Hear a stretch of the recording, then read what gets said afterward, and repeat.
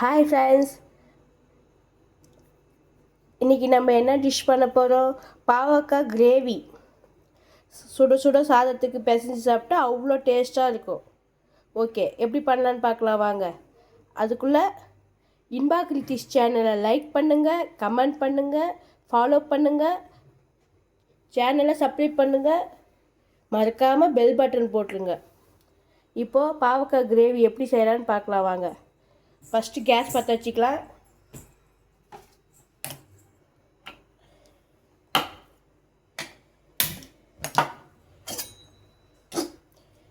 கடாய் எடுத்து வச்சுக்கலாம். கடாய் சூடாகட்டும்.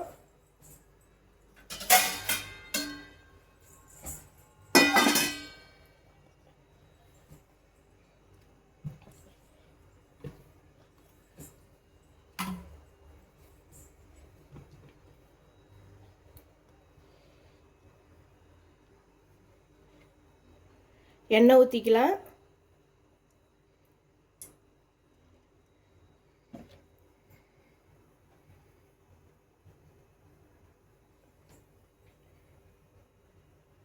கொஞ்சம் எண்ணெய் சேர்த்து அதிகமாக ஊற்றுங்க.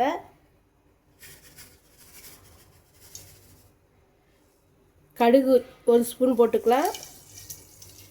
கடுகு பொரியட்டும்.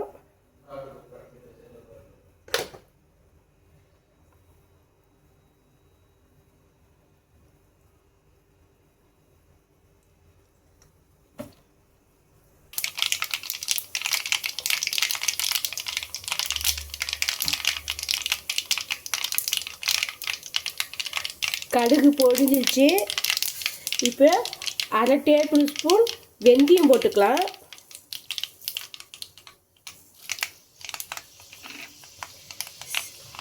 சீரகம் ஒரு டேபிள் ஸ்பூன் போட்டுக்கலாம். நல்லா பொரிஞ்ச உடனே பச்சை மிளகா போட்டுக்கலாம். ஒரு 3 பச்சை மிளகா போட்டுக்கலாம். கட் பண்ணி வச்சு வெங்காயம் போட்டுக்கலாம்.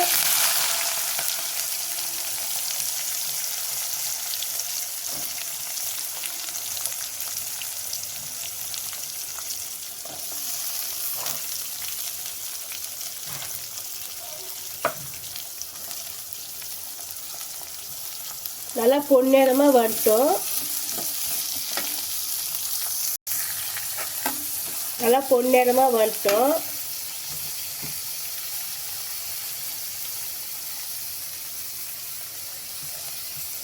இப்போ பூண்டு போட்டுக்கலாம். ஒரு 10 பல்லு பூண்டு போட்டுக்கலாம். அது நல்லா வதக்குங்க.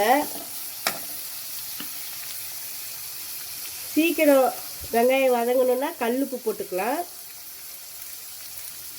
ஒரு அரை டேபிள் ஸ்பூன் போடுங்க.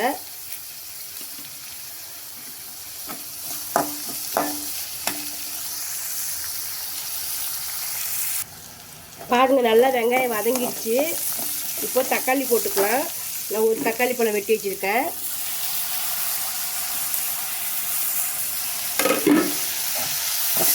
அதையும் நல்லா கிண்டி விட்டுக்கோங்க.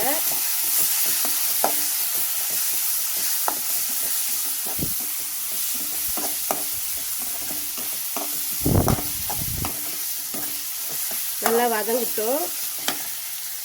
இப்போது பாருங்கள், பாவக்காய் ஒரு 1/4 கிலோ எடுத்து க்ளீன் பண்ணி கழுவி வாஷ் பண்ணி வச்சுருக்கேன். அதையும் அதோட கொட்டிக்கலாம்.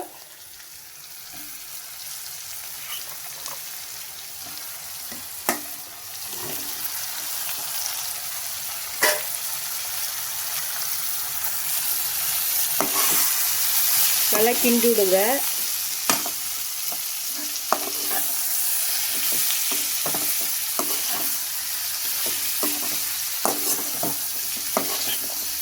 பாவக்காவுக்கு கொஞ்சம் எண்ணெய் அதிகமாக இருந்தால் தான் அந்த எண்ணெயிலே பாவக்காய் நல்லா வதங்கும்.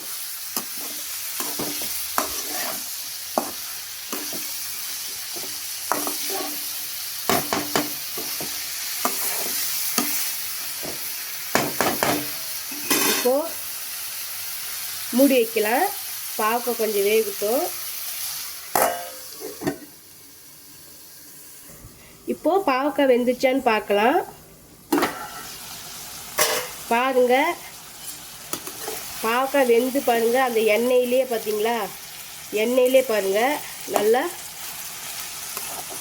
நல்லா அரை வேக்காடு வெந்துருச்சு. இப்போது மசாலா கொட்டிக்கலாம். பாவக்காயில் மசாலா போட்டுக்கலாம். அரை டேபிள் ஸ்பூன் மஞ்சத்தூள், வீட்டில் அரைச்ச அரை டேபிள் ஸ்பூன் மிளகாய்த்தூள் காரத்துக்கு, சாம்பார் பொடி 1 டேபிள் ஸ்பூனு, மல்லித்தூள் 1 டேபிள் ஸ்பூனு, வெந்தயத்தூள் 1 அரை டேபிள் ஸ்பூனு. இப்போது நல்லா கிண்டி விட்டுக்கலாம்.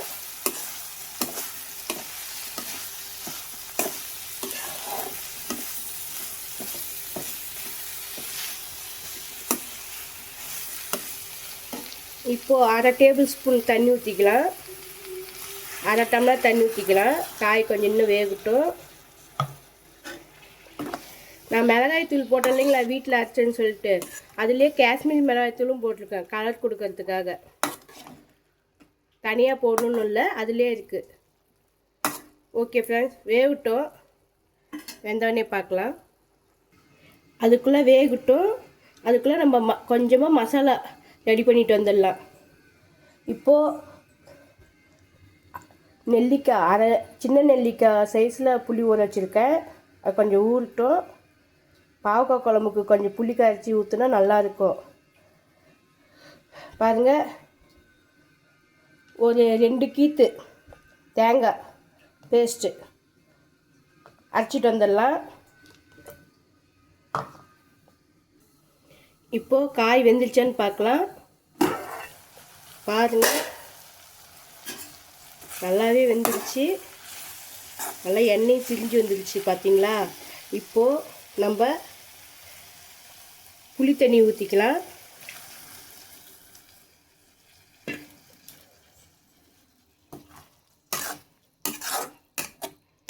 இப்போது அரைச்சி வச்ச பேஸ்ட்டும் போட்டுக்கலாம்.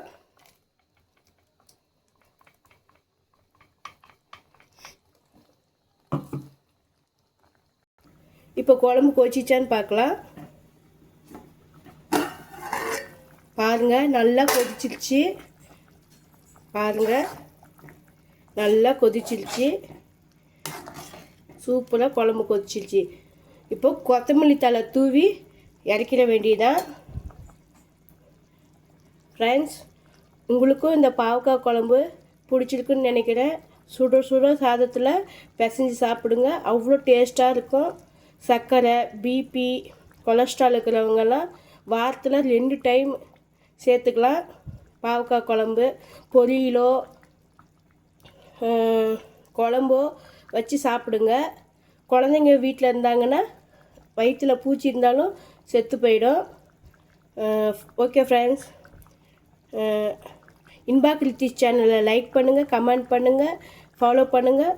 மறக்காமல் பெல் பட்டன் போடுங்க. இன்னொரு வீடியோவில் சந்திக்கிறேன். Okay friends, bye.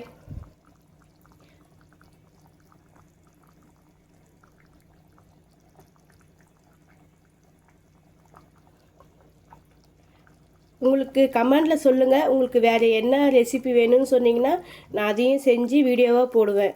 ப்ளீஸ் என்னோடய வீடியோ சேனலுக்கு சப்போர்ட் பண்ணுங்கள்.